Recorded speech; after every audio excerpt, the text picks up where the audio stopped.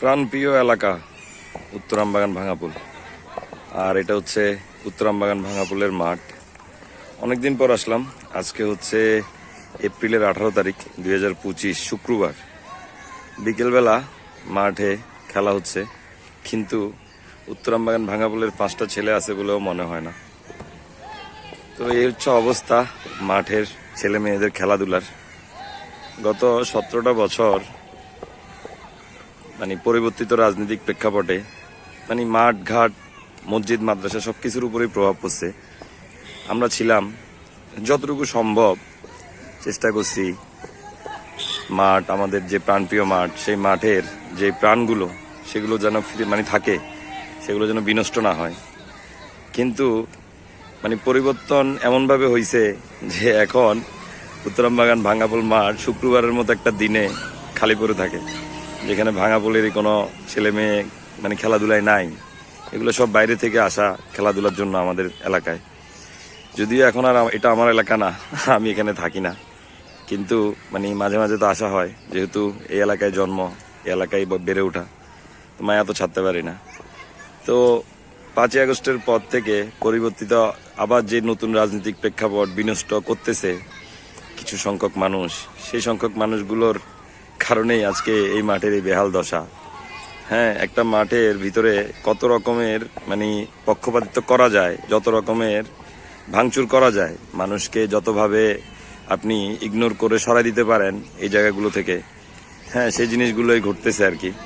যেটারই প্রতিফলন হিসেবে এই ব্যাপারটা আজকের শুক্রবারের মতো একটা দিনে উত্তরামবাগান ভাঙাপুল মাঠ খালি পড়ে আছে। ব্যাপারটা ভাবতে একটু অন্যরকম। সবসময় ভাবছিলাম যে একটা পরিবর্তন হইলে পরিবর্তনের সাথে হয়তো বা ভালো কিছু বয়ে আনবে, কিন্তু পরিবর্তন শুধু ভালো কিছু বয়ে আনে না, পরিবর্তন অনেক খারাপ কিছু বয়ে আনে। হ্যাঁ, যেগুলোর ফল আশেপাশে অনেক জায়গায় আসলে দেখবেন নিজের পরিপাশেই, যে আমাদের সমাজে সুযোগের অভাবে ঘাপটি মেরে বসে থাকা যে একটা মহল, তারা সুযোগ যখনই আসবে তখনই তাদের অকাত, তাদের যে পরিচয় সেটা তারা আপনার মানুষকে জানিয়ে দিবে যে আসলেই সে সুযোগের অপেক্ষায় ছিল। এর আগে যতদিন ভালো ছিল, যে মুখোশটা পড়েছিল, সেই মুখোশটা ছিল একমাত্র সুযোগের অভাবে। সুযোগটা ছিল না, যে কারণেই সে ভালো ছিল। এখন সুযোগ হয়েছে, এখন সে আবার তার নিজস্ব যে রূপ, নিজস্ব যেই হরা, সেটাতে ফিরে গেছে। তো আসলে এভাবেই যাচ্ছে আর কি সময়টা। আমাদের চারিপাশের সময়গুলো একই রকম। কিছু মানুষের প্রভাবে যেই একটা পরিবর্তনের ব্যাপার স্যাপার ছিল, সেগুলো আসলে একদমই শেষ হয়ে গেছে।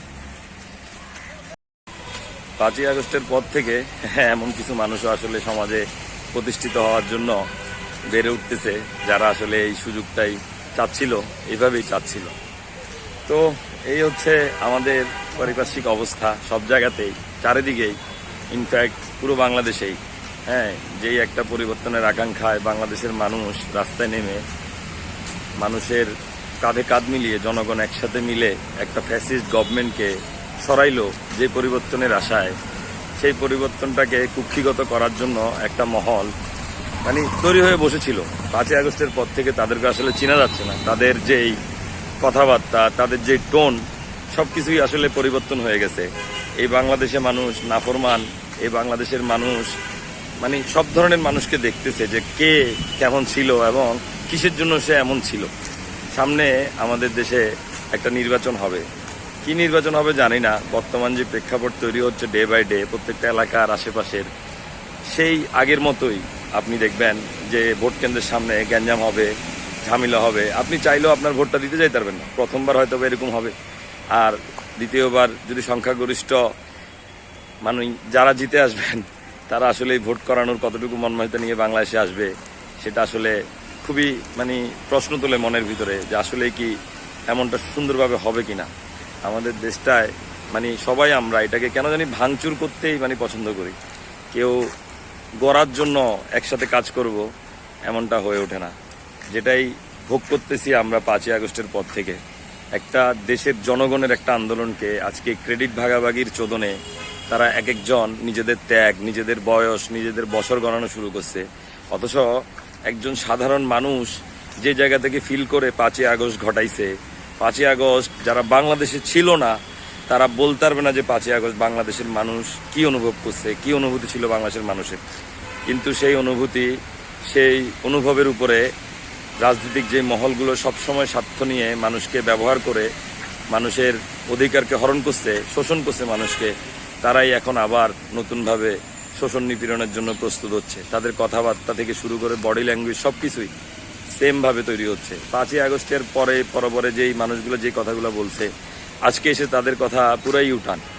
আপনি সেটা আপনার কাছে কিনারের ভাই বন্ধু, প্রত্যেকটা রাজনৈতিক দলের ভাই বন্ধুদের বলেন, প্রত্যেকটা যেসব মানুষগুলো এইসব রাজনৈতিক প্রেক্ষাপটের সাথে জড়িত তাদের কথাবার্তা বলেন, সব কিছুই আসলে ক্ষমতার কাছে না বিলীন হয়ে যায়। এই ক্ষমতাটাই আসলে মনে হয় খুব অনেক বড় কিছু। কিন্তু আমাদের চোখের সামনে জলজন্ত উদাহরণ কিন্তু হাসিনা আপাও আছে, হ্যাঁ, যে ক্ষমতা আসলে ওনাকে টিকে রাখতে পারে নাই। 17 বছর হয়তো বা খাইছে উনি, 17 বছর হয়তো বা ওনার দলের অনেকজন ভালোভাবে কামাই গেছে, কিন্তু তার মানে এই না যে এটা শেষ এবং সে এই 17 বছরের টাকা কামায় তার জীবনটা সুন্দরভাবে কাটবে বা কাটাবে, ঠিক আছে। কিন্তু মনে রাখতে হবে যে পরিশেষ একটা পরিণতি কিন্তু থাকে সবার। আমরা যদি ভুলে যাই পরিণতি, তাহলে আমরা মনে হয় ভুল করব। ভালো থাকুক বাংলাদেশ, ভালো থাকুক বাংলাদেশের প্রত্যেকটা মানুষ, এই কামনা করি। কিন্তু কামনা আসলে আমরা তো সারা জীবনই করে যেতেছি। ওই দিন একটা মজার কথা বলি, কয়েকদিন আগে মানে গত পরশু দিন বাচ্চাদের জন্য বই কিনতে গেছিলাম সিডিয়া মার্কেটে। তো ওখানে লাইব্রেরিতে যে কাকাটা বসেছিল, কাকার সাথে দুষ্টামির ছলে মানে পরিচয় হয়ে কথা বলতেছিলাম, বাবু টাবুর সম্পর্কে জিজ্ঞেস করতেছিল। তো ওনাকে নিয়ে কথা বলতেছিল যে মানে কালবৈশাখীর সময় কেমন জানি কালবৈশাখীর একটা যে এই সময়টাতে প্রত্যেক সময় দেখা যেত যে অনেকগুলো দুর্ঘটনা হয়ে যেত এতদিনে কালবৈশাখীর কারণে। কিন্তু এই বছরটা আলহামদুলিল্লাহ এখন পর্যন্ত ওই ধরনের কোনো বড় ধরনের নিউজ বা ওই ধরনের কালবৈশাখী কোনো সমস্যা এখন পর্যন্ত হয় নাই। তো কাকা বলতেছিল আর কি, এই বছরটা মানে বাংলাদেশের কেমন জানি সব কিছুতেই, অর্থনৈতিকভাবে অনেকে ভালো না, অর্থনৈতিকভাবে কেউই ভালো না। গত 16-17 বছর যেই অঘটন দুর্ঘটনার ভিতর দিয়ে বাংলাদেশ গেছে, অর্থনৈতিক অবস্থা তো ভালো থাকার কথা না, কিন্তু মনস্তান্ত্রিক একটা যে স্বাধীনতার শান্তি, সেটা বাংলাদেশের মানুষ অনুভব করছে। সেটা প্রত্যেকটা জায়গায়, গত রমজানে, এই যে গরমের সিজনে, সব কিছু মিলাই মানে মানুষের একটা মনস্তান্ত্রিক শান্তি ছিল। তো বলতেছে এক আপাকে বিদায় করাতে বাংলাদেশের মানুষের এই পরিমাণ শান্তির একটা বহমান প্রবাহ যাচ্ছে। আর যদি কয়েকজন ভাইয়া খালু খালাকে যদি আমরা এইভাবে বিদায় করতে পারতাম, পালিয়ে যেতে সহায়তা করতে পারতাম, তাহলে হয়তো আমরা বাংলাদেশের মানুষগুলো আমাদের কিছুটা দুর্ভোগ লাঘব করতে পারতাম। তো মজার চলে বলতেছিল আর কাকা যে একজন যাওয়াতে কতটুকু শান্তি, আরো কয়েকজনকে যদি আমরা ভাইয়া খালুদেরকে যদি বিদায় করতে পারতাম, আমরা মনে হয় বাঙালি ভালো থাকতাম। তো আমাদের আসলে আমাদের নিজেদের অধিকারগুলোকে নিজেদেরই বুঝে নিতে হবে, এটা ছাড়া কোনো উপায় নাই। আর এই কারণেই প্রয়োজন বাংলাদেশে একটা গণভোট এবং গণপরিষদ, যেটার মাধ্যমে বাংলাদেশ নতুনভাবে লেখা হবে, বাংলাদেশের সংবিধান নতুনভাবে লেখা হবে। আর এটাতে একমত জানাই যেন এই জিনিসটা হয়, কারণ এর আগের যেই রাজনৈতিক প্রধান ছিলেন তার মতামত যদিও ওইটা ছিল, কিন্তু বর্তমান রাজনৈতিক যেই প্রেক্ষাপটে ওই দলেরই যারা মুখ্য প্রধান তাদের কিন্তু ভূমিকা অন্যরকম দেখা যাচ্ছে। আর এটাই বিস্ময় করে, খুবই বিস্মিত করে নিজেকে যে আসলে হচ্ছেটা কি। তো বুঝারটা বুঝবেন। আজকের মতো রাখি, আল্লাহ হাফেজ।